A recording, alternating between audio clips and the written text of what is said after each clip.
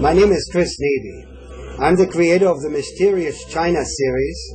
It is a collection of award-winning feature-length documentaries which showcase the epic cultural heritage of China. Given the recent events of March 2008, I believe it is important to clarify the political history of Tibet. Tibet is about half the size of Europe with a population of only 3 million. As far back as the 13th century, Tibet was officially listed as part of the Middle Kingdom in the maps of the Yuan dynasty, one of the most progressive Chinese dynasties. Buddhism, a religion that originated in India, was introduced to Tibet in the 7th century. Tibetan Lamaism is a form of Buddhism intermingled with Bon, the ancient indigenous religion of Tibet.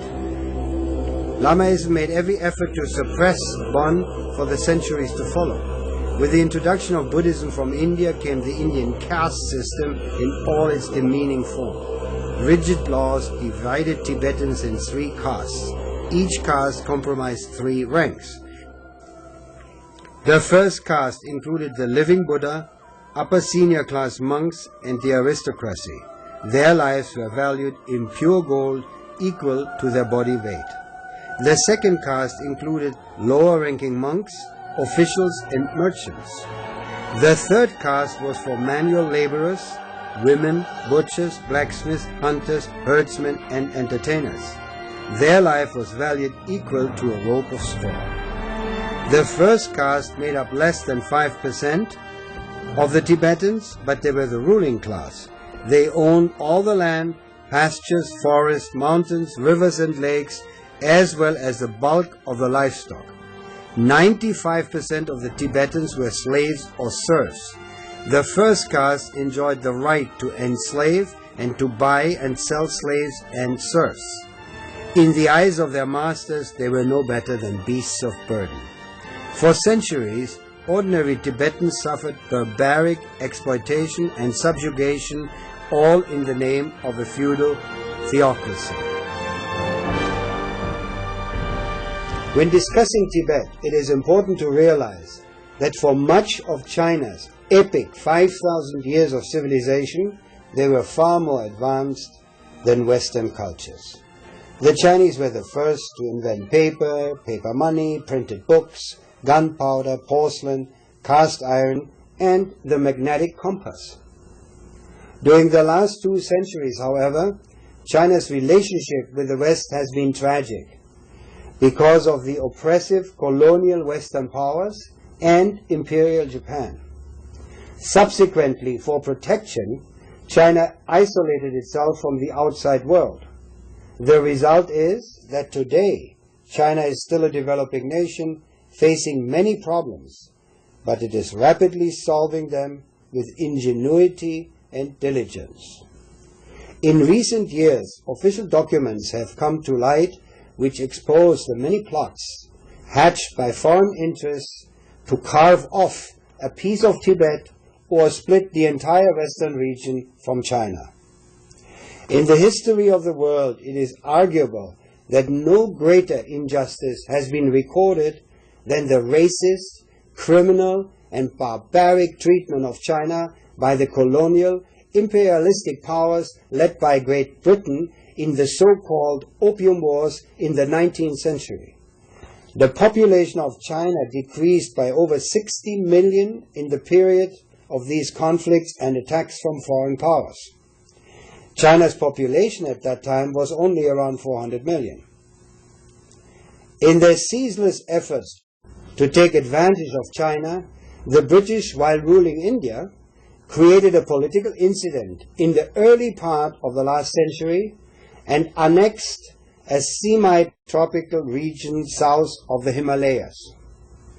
This area had been part of China since ancient times, when this was a holy place for the worshippers of the indigenous Tibetan religion known as Bon.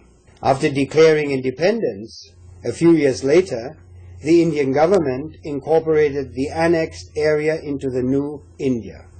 To this day, this border dispute remains unsolved and continues to taint Indo-Chinese relations.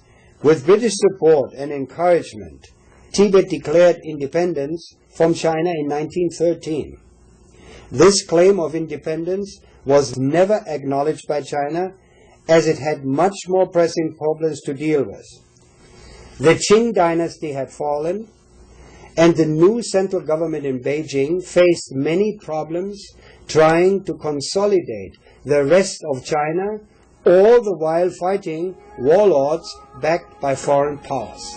It was in 1950, after ending the Chinese Civil War and defeating the Imperial Japanese Army, that the central government firmly asserted its presence in Tibet. In 1959, backed by British interests, a revolt broke out in Tibet. The central government quickly quelled the rebellion of the rich and ruling theocratic elite, sending the Dalai Lama and his entourage of senior monks and nobles to India, where they have remained ever since.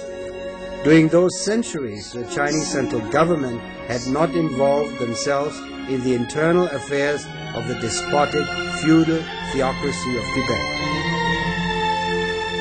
After 1959, however, the central government abolished all privileges of the Tibetan theocracy once and for all. An extensive land reform was enacted, providing former slaves their own land to till. Livestock breeding and herding was encouraged, a new economy built. For the first time in history, the majority of the Tibetans were able to take control of their lives and decide their own destiny. Tibet has been catapulted in the 21st century by far-reaching reforms and the creation of a state-of-the-art infrastructure with superhighways, user-friendly airports, and the famous Tibetan Express, which connects Tibet with the highly industrialized east of China and ultimately the world. The Tibetan economy has flourished and created fundamental socio-economic changes in this once impoverished and inaccessible remote western region of China. The harmonious coexistence of modern Tibet's daily life with the deep religious devotion of the Tibetans is a remarkable result of the central government's policies. It is very sad that once again outside powers are trying to discredit and embarrass China. Especially in the year of the 2008 Beijing Olympics, we should refrain from passing unfair and unjust judgment. The Chinese are joyfully preparing for the Olympic Games in peace and harmony. We must not muddy the Olympic Games with political intrigue. We should honor the wisdom of Confucius. Don't do to others what you do not want them to do to you. Study history, not the media. The truth is not to be found in a television broadcast.